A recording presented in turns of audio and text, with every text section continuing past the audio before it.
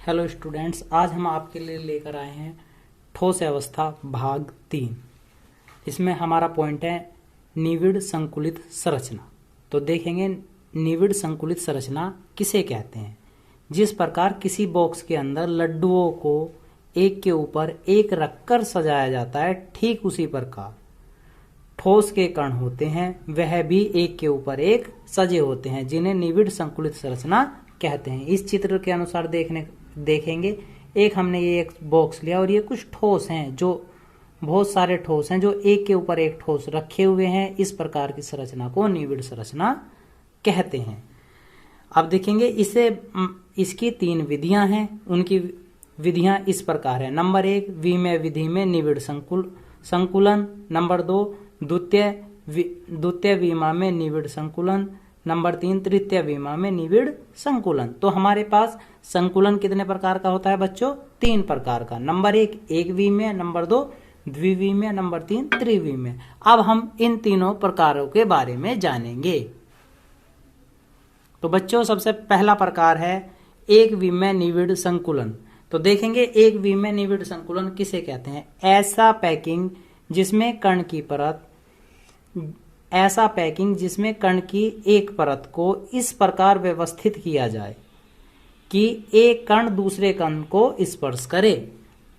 ऐसा पैकिंग जिसमें कण की एक परत को इस प्रकार व्यवस्थित किया जाए कि एक कण दूसरे कण को व्यवस्थित करे। देखेंगे जैसे ये कुछ ठोस हैं जो एक दूसरे से बिल्कुल सटाकर या मिलाकर रखे हुए हैं। इस प्रकार की संरचना को एक विमेय निविड़ संकुलन कहते हैं। तो सभी के समझ में आ गया होगा। अब देखेंगे दूसरा द्वितीय या द्विविमेय में निकुड़ संकुलन। तो द्विविमेय में निविड़ संकुलन 2 प्रकार का होता है। नंबर 1 वर्गाकार निविड़ संकुलन, नंबर 2 षटकोणीय निविड़ संकुलन। तो वर्गाकार में दो प्रकार थे, उसमें हम पहला देखेंगे वर्गाकार निविड़ संकुलन। तो बच्चों अब हम देखेंगे वर्गाकार निविड़ संकुलन। जब ठोस के कण एक के ऊपर एक इस प्रकार रखे हों कि एक वर्गाकार आकृति बने, वर्गाकार निविड़ संकुलन कहलाता है। जब ठोस के कण एक के ऊपर एक इस प्रकार रखे हों कि एक वर्गाकार आकृति बने, तो उस संरचना को निविड़ संकुलन कहते हैं। चित्र के अनुसार देखेंगे ये कुछ ठोस हैं जिसमें हमने एक वर्ग बनाया है। ये देखिए बीच में से आप चित्र को थोड़ा ध्यान से देखेंगे, ये सभी ठोस थे, इनके बीच में हमने क्या काम करा, एक वर्ग बनाया है। इस प्रकार से वर्ग बनता हो तो इस प्रकार की संरचना को वर्गाकार निविड़ संकुलन कहते हैं। तो बच्चों अब हम देखेंगे इसका दूसरा प्रकार षटकोणीय निविड़ संकुलन।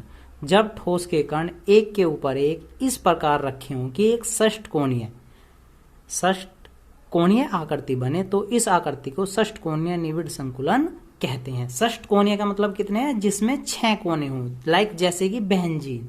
ये हमारे पास कुछ ठोस थे। इन ठोसों में देखिए ये 2 ठोस मिलकर एक कोना, दूसरे ठोसों से एक कोना, अलग ठोसों से एक कोना, दूसरे ठोसों के साथ एक कोना, एक दूसरा कोना और एक दूसरा कोना।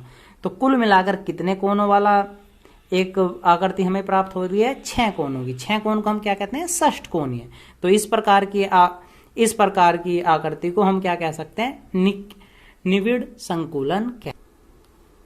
अब बच्चों हम इसका तीसरा प्रकार देखेंगे त्रिविमेय में निविड़ संकुलन। तो त्रिविमा में निविड़ संकुलन किसे कहते हैं? जब द्विविमा संरचना के ऊपर एक विमा संरचना और रख दी जाए, यानी कि जो हमारी द्विविमीय संरचना थी जिसमें केवल 2 लेयर या 2 परत हुआ करती थी, उसके ऊपर एक परत और रख दी जाए, तो इसे त्रिविमा में निकुड़ संकुलन कहते हैं। यानी कि जो हमारी द्विविमीय संरचना थी उसमें एक विमीय संरचना को और जोड़ दिया जाए, तो इस प्रकार की संरचना को त्रिविमीय निकुड़ संकुलन कहते हैं।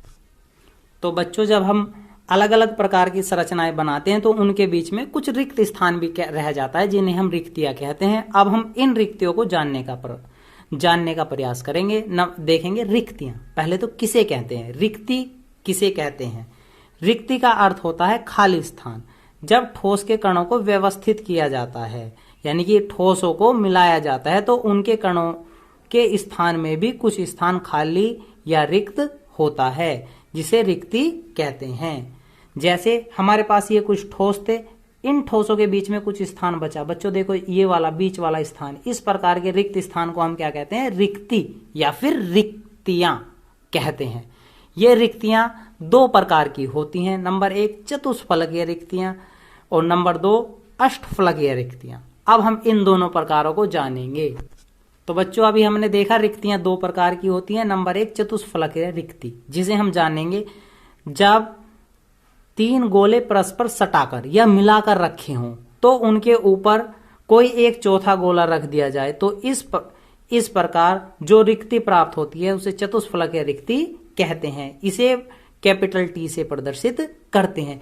कोई 3 गोले लेंगे, 3 ठोस, ये हमारे पास 3 ठोस हैं इस प्रकार से, और इनके ऊपर हमने एक और ठोस रख दिया तो कितने ठोस हो गए बच्चों? कुल मिलाकर 4। अब इनके बीच में थोड़ा ध्यान से देखेंगे, जो बीच में ये गैप बचा, बीच वाला गैप, इस वाले गैप को हम, जो रिक्त स्थान बचा, इस वाले को कहते हैं चतुष्फलकीय रिक्ति। दोबारा देखने का प्रयास करेंगे। ये हमारे पास 2 ठोस हैं और ये वाला तीसरा ठोस है। जब हम इस ठोस के ऊपर एक चौथा ठोस रख देते हैं तो इसके बीच में कुछ रिक्त स्थान रह जाता है। ये वाला रिक्त स्थान ही चतुष्फलकीय रिक्ति कहलाता है। नंबर 2 दूसरा प्रकार है बच्चों अष्टफलकीय रिक्ति। किसे कहते हैं?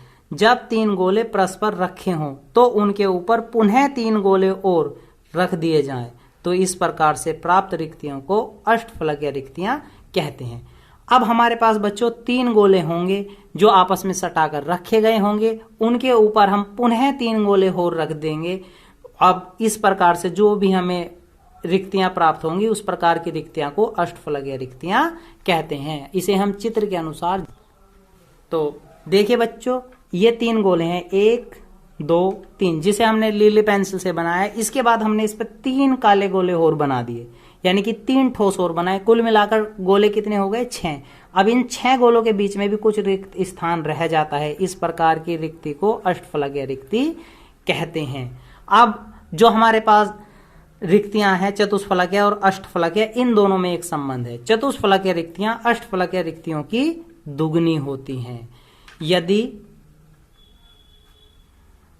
यदि अष्टफलकीय रिक्तियां अष्टफलकीय रिक्ति 2 है तो उसमें चतुष्फलकीय रिक्ति की संख्या 4 होगी। तो ध्यान रखेंगे बच्चों, चतुष्फलकीय रिक्तियां अष्टफलकीय रिक्तियों की दुगनी होती हैं।